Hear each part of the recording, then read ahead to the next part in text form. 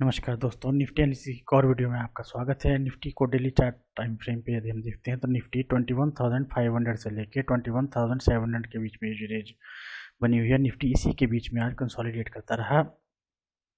दोस्तों, यदि हम ध्यान से देखें तो निफ्टी 21,500 से 21,700 के बीच में पहले भी बहुत टाइम तक यहाँ पे कंसोलिडेट कर चुकी है और निफ्टी पिछले 2 दिन परसों भी इसी रेंज के बीच में कंसोलिडेट किया। उसके बाद निफ्टी ने नीचे की तरफ जाने की कोशिश की, परंतु यहाँ पे बायर दोबारा एक्टिव हुए और एक्टिव होने के बाद निफ्टी को दोबारा 21,500 की रेंज के ऊपर लेके आया और आज निफ्टी सारा दिन इसी रेंज के बीच में कंसोलिडेट करते ही। दोस्तों, हम डेली चार्ट टाइम से भी यदि बैंक निफ्टी को देखते हैं तो बैंक निफ्टी के लिए यहाँ पे जो स्ट्रॉन्ग रेजिस्टेंस बनी हुई है यहाँ पे 21,800 के आसपास बनी हुई है और यदि बैंक निफ्टी इस 21,800 की रेंज के ऊपर जाकर यहाँ पे कुछ टाइम बिताता है या रेंज बनाता है और उसके बाद बैंक निफ्टी ऊपर की तरफ निकलता है तो हमारा पहला टारगेट यहाँ पे रहेगा वो 22,000 के आसपास का रहेगा और दूसरा टारगेट हमारे पास 22,200 के आसपास का यहाँ पे देखने को मिल सकता है।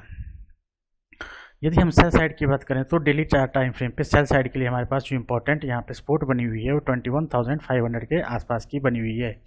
और बैंक निफ्टी यदि इस रेंज के आसपास आके यहाँ पे कुछ टाइम बिताता है या रेंज बनाता है और फिर नीचे की तरफ आता है तो पहला टारगेट हमारे पास जो यहाँ पे रहेगा वो 21,300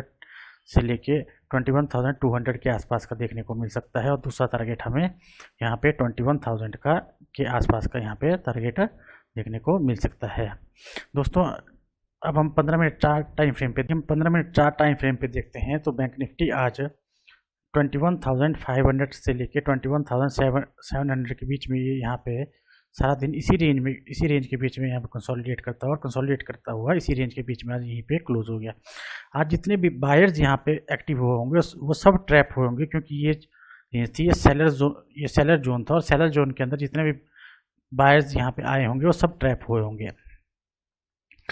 दोस्तों, हमारे पास निफ्टी के लिए ये जो 21,500 से लेके 21,700 के बीच में जो रेंज बनी हुई है ये बहुत ही इंपॉर्टेंट रेंज है और बैंक निफ्टी आज यहाँ सारा दिन इसी रेंज के बीच में कंसोलिडेट किया है। दोस्तों, बैंक निफ्टी यदि कल 21,700 से ऊपर गैप अप ओपन होता है और गैप अप ओपन होने के बाद यदि फर्स्ट हाफ में बैंक निफ्टी इसी रेंज के बीच में यहाँ पे कंसोलिडेट करता है और सेकंड हाफ में यदि ऊपर की तरफ जाता है तो इसका जो पहला टारगेट रहेगा वो 21,800 के आसपास का यहाँ पे टारगेट रहेगा। दोस्तों, ये जो हमारे पास यहाँ पे रेंज है ये बहुत ही इंपॉर्टेंट रेंज है 21,800 के आसपास। तो यहाँ पे इस एक बहुत ही स्ट्रॉन्ग रेजिस्टेंस के रूप में 21,800 यहाँ पे बहुत ही स्ट्रॉन्ग रेजिस्टेंस के रूप में काम करेगा। तो यदि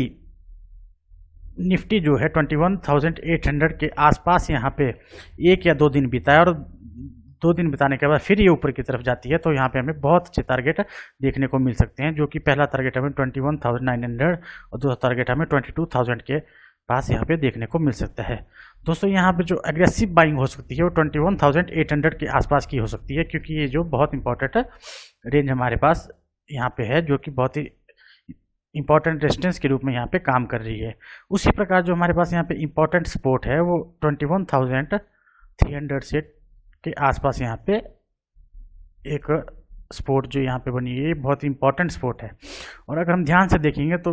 जो यहाँ पे निफ्टी है पिछले 2-3 दिन से इसी रेंज के बीच में यहाँ पे कंसोलिडेट किए जा रहा है। तो हमारे पास एक यदि हम यहाँ पे सेल साइड की तरफ देखते हैं तो सेल साइड की तरफ हमारे पास 21,300 के पास ये जो यहाँ पे रेंज बनी है ये बहुत ही इंपॉर्टेंट सपोर्ट बनी हुई है और यदि निफ्टी यहाँ पे यहाँ से प्राइस एक्शन बनाता हुआ इस रेंज के आसपास आता है और इस रेंज के पास आने के बाद इस 21,300 की रेंज से नीचे क्लोज करता है और क्लोज करने के बाद यहाँ पे प्राइस एक्शन बनाता हुआ नीचे की तरफ आता है तो यहाँ पे हमें सेल साइड की तरफ भी बहुत अच्छे यहाँ पे मूवमेंट देखने को मिल सकते हैं। कल के लिए हमारा बेस्ट सिनेरियो यही रहेगा कि यहाँ पे जो 21,500 से 21,700 के बीच में यहाँ पे जो रेंज बनी हुई है यदि यहाँ पे निफ्टी अपने प्रीवियस क्लोज के आसपास यहाँ पे ओपन होता है और ओपन होने के बाद यहाँ पे 15-20 मिनट आधा घंटा यहाँ पे रेंज बनाए और रेंज बनाने की तरफ ऊपर की तरफ जाता है के बाद यदि बैंक निफ्टी ऊपर की तरफ जाता है तो सॉरी निफ्टी यहाँ पे ऊपर की तरफ जाता है तो 21,700 हमारे पास जो है यहाँ पे पहला टारगेट देखने को मिल सकता है, और दूसरा टारगेट जो हमें बाइंग साइड की तरफ देखने को मिल सकता है वो 21,800 का यहाँ पे देखने को मिल सकता है। उसी प्रकार यदि हम सेल साइड की बात करें तो 21,600 यहाँ पे एक रेंज बनी हुई है जो कि एक सपोर्ट का काम कर रही है। यदि निफ्टी यहाँ पे इसी रेंज के बीच में फर्स्ट हाफ में यहाँ पे कंसोलिडेट करता है, कंसोलिडेट करने के बाद सेकंड हाफ में ये 21,500 से नीचे की तरफ आता है, तो हमारे पास 21,550 से नीचे की तरफ आता है तो यहाँ पे जो हमारा पहला टारगेट रहेगा 21,500 का रहेगा, और दूसरा टारगेट हमारे पास यहाँ पे 21,400 का रहेगा, और तीसरा टारगेट हमारे पास यहाँ पे 21,300 का रहेगा। ये जो हमारे पास यहाँ पे दोस्तों रेंज बनी हुई है, जो कि इस रेंज के,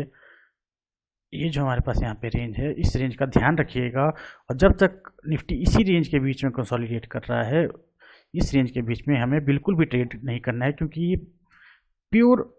सेलर्स जोन है, और इस सेलर जोन के अंदर यदि बायर्स यहाँ पे ट्रेड लेने की कोशिश करेंगे तो वो ट्रैप हो जाएंगे। तो बाइंग साइड की तरफ हमें ध्यान रखना है कि हमें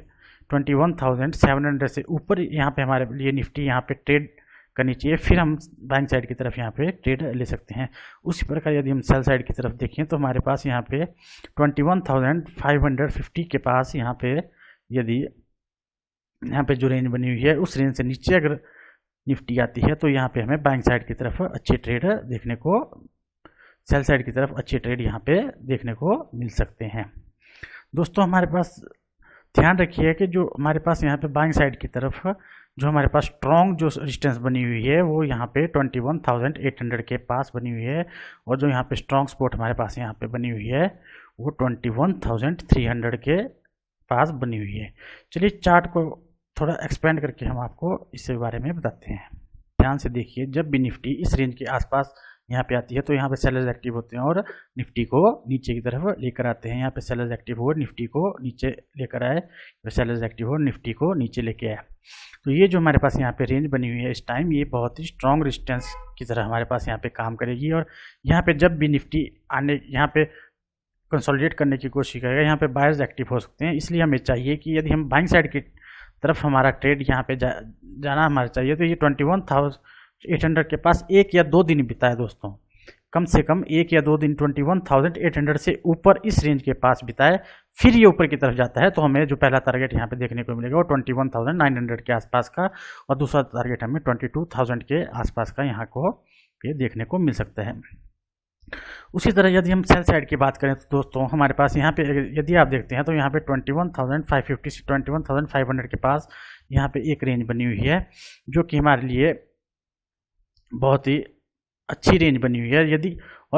निफ्टी 21,500 से नीचे ट्रेड करना शुरू करता है, यहाँ पे एक दिन या दो दिन बिताता है, और यहाँ पे यदि ये प्राइस एक्शन बनाता हो नीचे की तरफ आता है तो हमें यहाँ पे बहुत अच्छे सेल साइड की तरफ यहाँ पे टारगेट देखने को मिल सकते हैं। तो दोस्तों